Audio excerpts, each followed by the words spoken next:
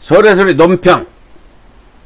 법무부의 검찰 인사는 사법개혁의 시작이다. 역사적인 정치검찰 퇴출이다. 윤석열은 당장 사퇴하는 것이 인륜을 따르는 사람의 도리다.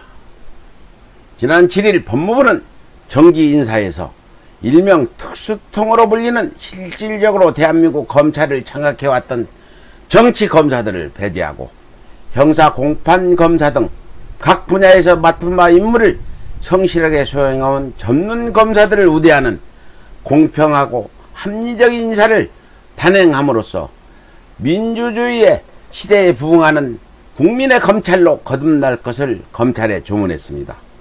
비록 수구 야당과 수구 언론 등 일각에서는 공수처 설치를 두고 정부 여당의 각을 세워온 윤석열 검찰총장의 사퇴를 압박하기 위한 보복성 인사라고 폄하하고는 있지만 자금 법무부의 전문검사 우대는 바로 민주주의 국가요 법치주의 국가인 대한민국에서는 더는 정치검사들을 용납할 수 없다는 국민들의 엄중한 부요구에 부응할 수 있는 가히 민주적이며 합리적인 공명정대한 인사를 할 수 있을 것입니다.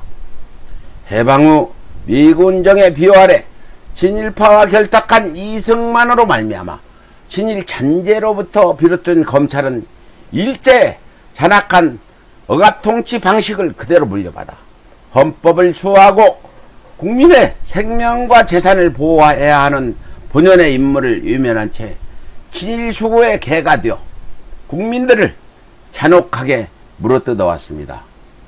주로 친일 부역자로 구성된 이승만 정권의 검찰 1세대는 숱한 수사 조작을 자행해 수많은 독립애국지사들을 숙청함으로써 대한민국을 이른바 부패한 친일파 천하로 만들어 결국 이승만 정권을 역사적으로 최악의 부패공화국으로 전락시키고야 말았습니다.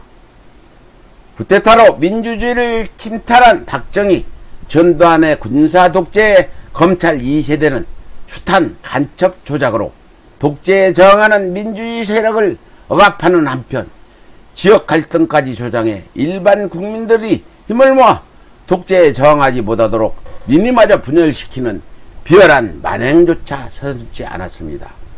더군다나 민주화 이후에 검찰 3세대는 수구 정치권은 물론 재벌과 수구 언론 등 각종 이익집단과 카르텔까지 형성해 민주주의 정부의 국가개혁을 지속적으로 방해해왔으면 물론 이명박근혜 정권에 이르러서는 또다시 수구독재의 개가 되어 민주주의 세력과 노동자들을 탄압해왔던 것이었습니다. 하지만 혼불 10년이라고 이명박근혜 부정부패와 국정농단을 보다 못한 국민들이 결국 촛불혁명을 일으켜 처참하게 허물어진 국가기강을 발휘잡고 민주주의 정부인 문재인 정부를 출범시켜 국가 대개혁이라는 역사적 사명을 부여하게 된 것이었습니다.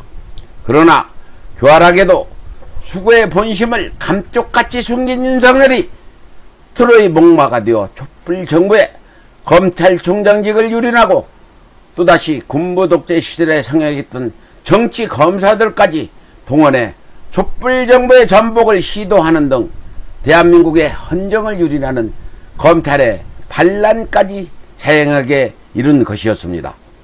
결국 분노한 국민들이 또다시 백만 촛불로 들불처럼 부전히 떨치고 일어나 촛불 정부를 떠받치는 한편 지속적으로 반민주적인 정치검찰 퇴출 운동을 벌여온 바 이에 부응한 추미애 장관의 법무부가 단호히 정치검사를 배제하고 전문검사를 우대하는 공명정대한 검찰 인사를 단행함으로써 이른바 검찰개혁이라는 역사적 사명의 종지부를 찍게 된 것이었습니다.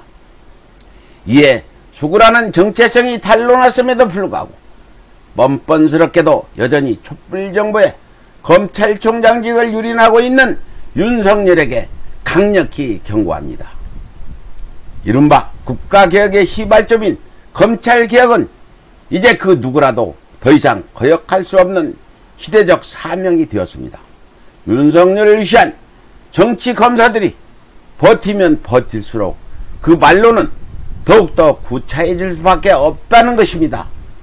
따라서 윤석열은 당장 촛불 정부의 검찰총장직을 사퇴하고 자연인으로 돌아가 겸허히 국민과 역사의 심판을 기다리는 것이 인륜을 따르는 사람의 도리이자 민주주의 국가의 국민적인 도리인 것입니다.